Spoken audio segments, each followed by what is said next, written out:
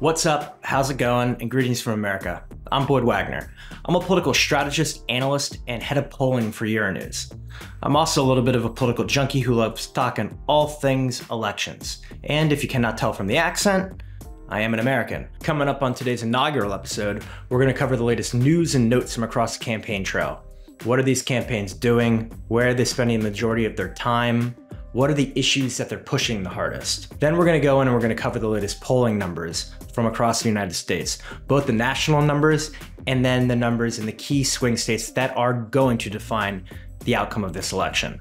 I'll try to quickly run through the complexities of the electoral college system for you guys. That may take, frankly, an entire episode on its own. I'll try to do it as brief as possible, but I want to be able to run through it real quickly so that we can kind of go through what the outcomes and the different scenarios are based on how those votes are currently trending. That and just a little bit more coming up on this episode.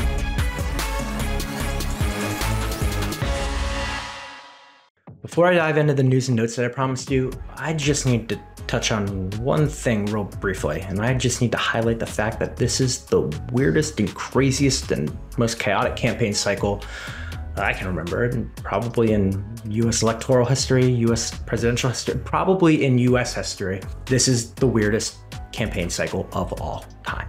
And it started really early, and that's simply with Donald Trump being involved in the election. In order to make America great and glorious again, I am tonight announcing my candidacy for President of the United States. Not only because of the controversy that surrounds Donald Trump, but simply because there's not a lot of historical precedent for someone in his position to run again.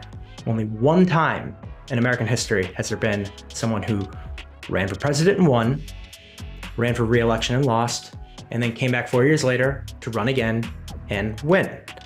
And that happened in the late 19th century, the guy named Grover Cleveland, and it was like 140-ish years ago. So again, not a lot of historical precedent. That is the model that Donald Trump is trying to follow by being in this election, and he's definitely well within range of doing so. So weird part number one. Weird part number two was then you had a situation of Joe Biden, a sitting president, against Donald Trump, a former president, and that was going to be our campaign, and it was going to be a campaign rematch.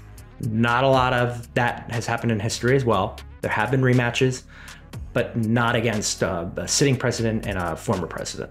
So that's weird part number two.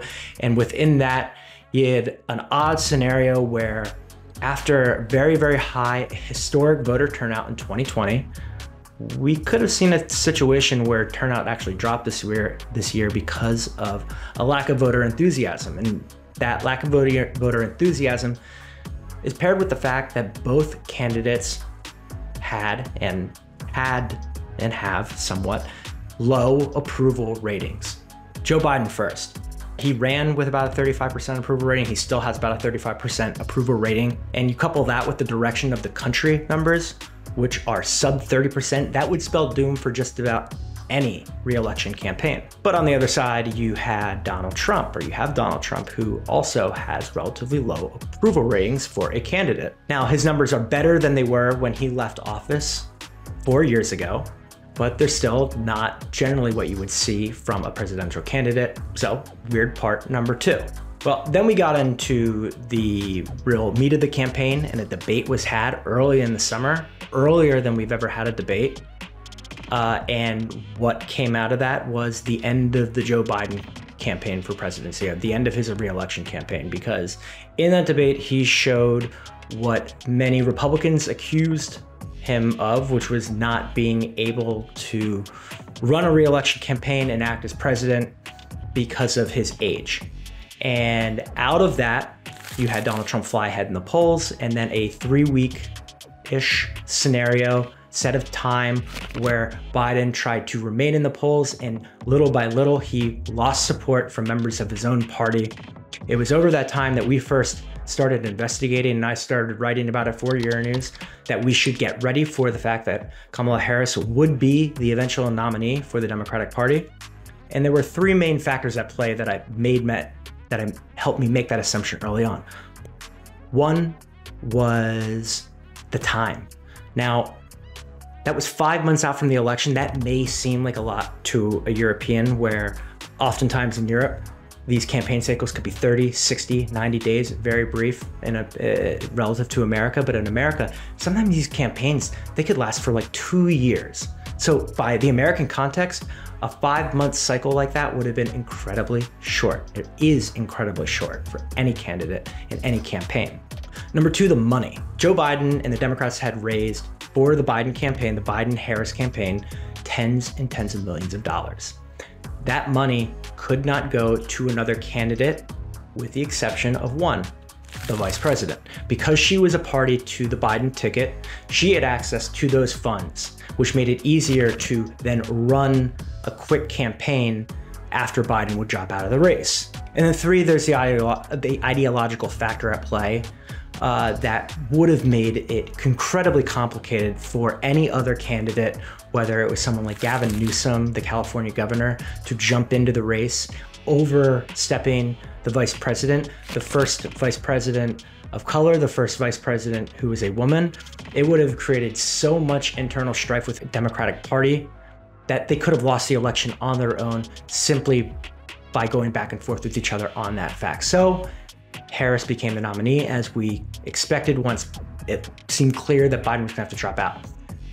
Then you roll into a quick election cycle where she has to spend the next month getting her name out there and do the stuff that's usually taking place between December, January, February of an election year. Now she's doing it late in the summer. So from the end of July through August, you see her doing the very, meet and greet type stuff. It's all about hope and about changing the status quo in Washington.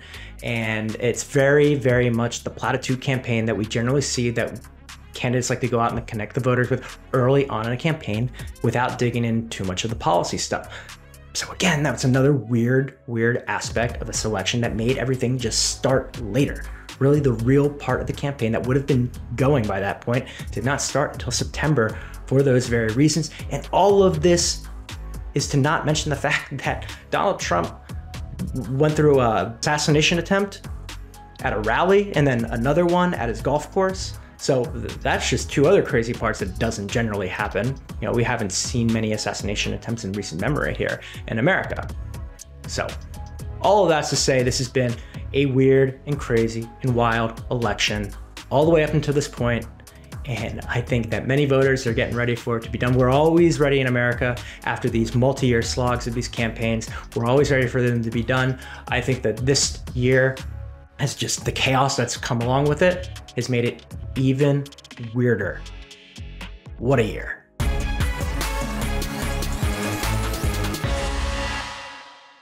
think I said I was going to do that last section pretty quickly. I said quickly, right? Briefly? No, that was neither brief nor quick. So I will try to keep this news and notes section brief and quick for you. In the last 2 weeks of an election cycle, like we're in right now, a strategist will generally tell their candidates, they'll implore their candidates to do like 5 different things. 1, make sure you drive out the base. Your definite supporters, you want to make sure that they show up to the polls no matter what, no matter where they are, whether they're in a swing state like Pennsylvania and Arizona and North Carolina and Wisconsin, wherever, or if they're in a state that you're already got in the bag. So for example, if you're a Democrat and you're talking about California, you still want to make sure that you get out all the voters that you possibly can, leave nothing to chance. Number 2, drive home the messaging. Make sure that wherever you're talking, whatever you're talking about, it is on message, it is to your main policy points, and you are taking it and you are beating it over the head so that there is no margin for error in people understanding what you are all about. 3, you want to make sure you show up to all the major swing states. Every single one, you want to go as much as possible, talk to as many voters as possible in the swing states. And 4, make sure you're talking to the undecided voters within those swing states. How many undecided voters there are is a really hard question number to discern. I have seen people talk about it and try to gauge that number anywhere from 3% all the way up to 10%. I don't think it's as high as 10%. My mind, and based on the data that I try to use, I generally try to keep that number between 4 to 6%. But again, it's really hard to figure out exactly how many undecided voters there are out there left at this point in the campaign. But make no mistake, there are still some undecided voters out there. Moving them in your direction is key for winning this election on either side.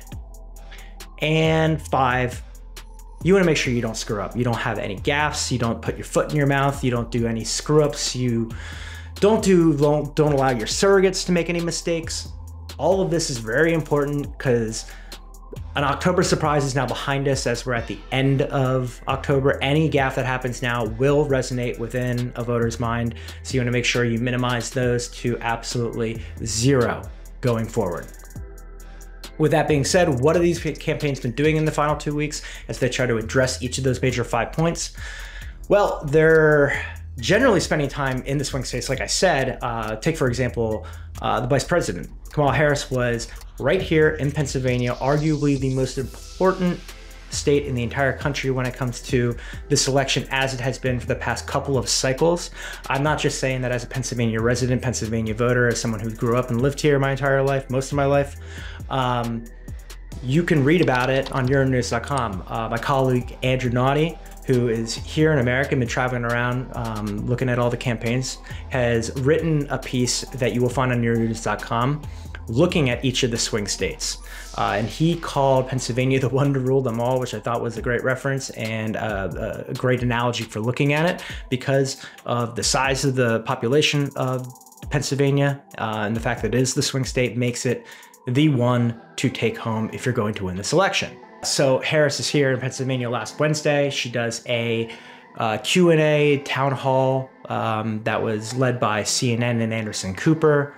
And this was on the heels of her relatively good performance in a Fox News interview that was conducted by Bret Baier. Now, Bret Baier and Fox News generally a little bit more right-leaning, so she faced a tougher dose of questions in that interview, and she performed pretty admirably. She took the fight right back to Bret Baier when he would ask her the tough questions. She really had her counter moves all laid out and ready to go, and she performed fairly well.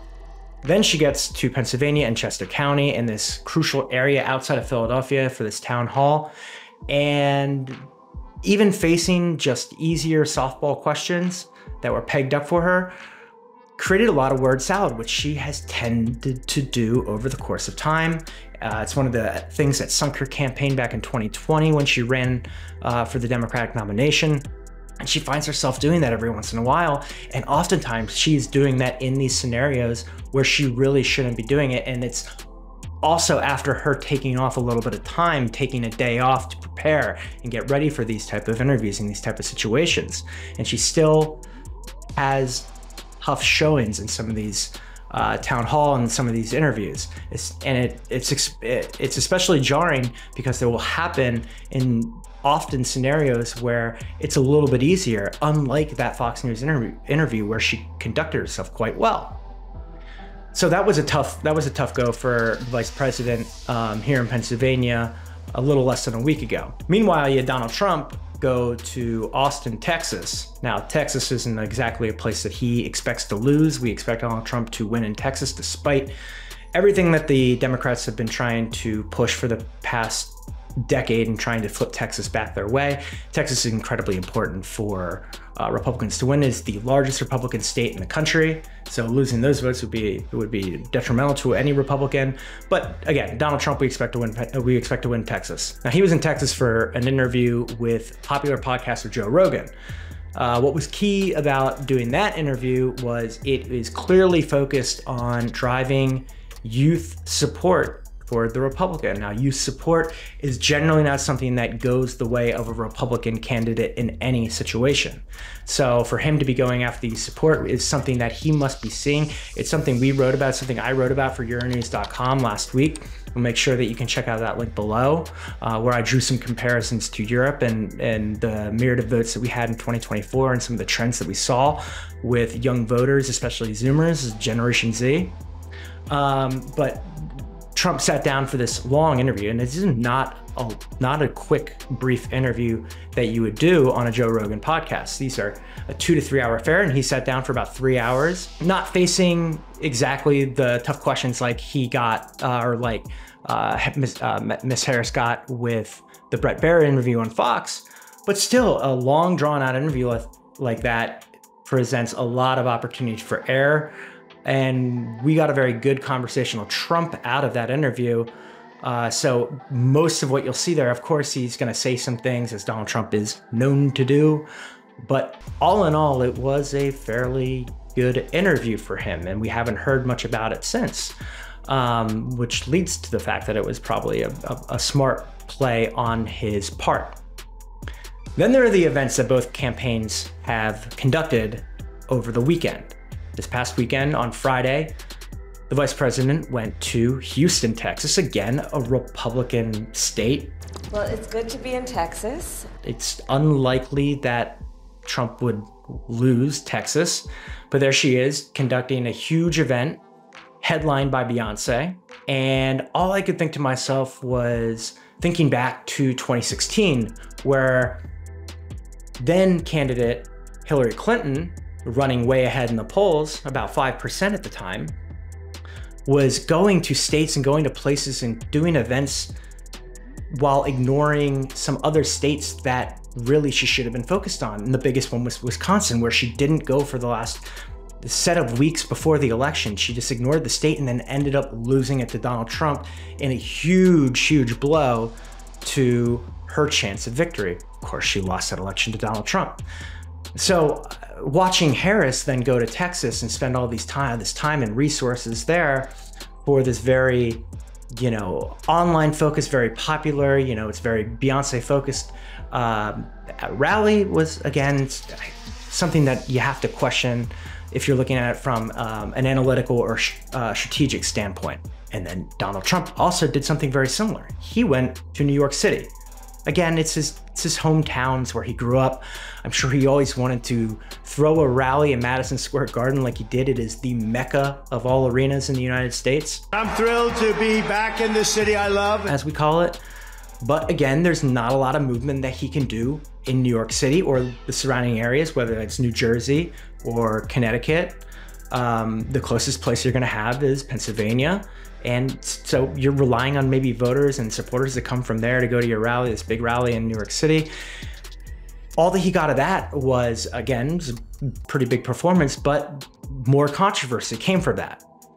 So again, another one of these situations where these candidates are putting themselves in tougher positions when they should be really narrowed in and really focused on how to drive out voters in key states. That's where we sit. That's where we are, and that's what we're looking at as we go into the final stretch here. Now, let's dig into some of the polling.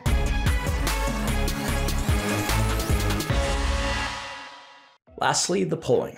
The polling.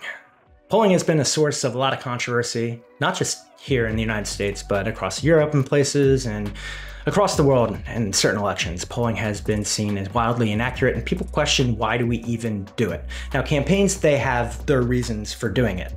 They need to understand what issues are motivating voters, where they need to apply their resources, whether they're really in the race at all. Campaigns generally do a better job of polling. That's why internal polling numbers are very, very important to campaigns.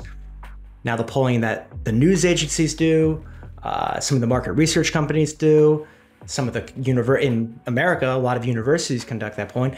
That has been the ire and the bane of many people who have viewed the election over the past couple of years, over the past couple of cycles, dating back to the 2016 election between Hillary Clinton and Donald Trump. In that election, on this day, just like a week before the election, Donald Trump was down to Hillary Clinton by about 4.5 to 5 percentage points. That is even by the most competitive of metrics. A lot of polls showed the gap even wider. Now, of course, Hillary Clinton did in fact win the national vote, but that was just by a tiny margin, and still those polls were wildly inaccurate. Flash forward to 2020, did they fix it? Actually, no, and actually it got worse. Joe Biden, at the same time, again, about a week out from the election, had about a 7.5% lead over Donald Trump. Again, he won, and he won the Electoral College, and he won the national vote. But that was also by a tiny, tiny sliver of a margin, and nowhere near what the polling predicted would be the case. So should we trust the polling this time around? Well, that's hard to say. The question is whether the pollsters and the polling agencies and all the people who conduct the polling have adjusted their methodologies and structured their polls and their populations and the way they take the results and then skew those results after to try to figure out if their poll matches what they think the predictive group of people going to vote is going to be.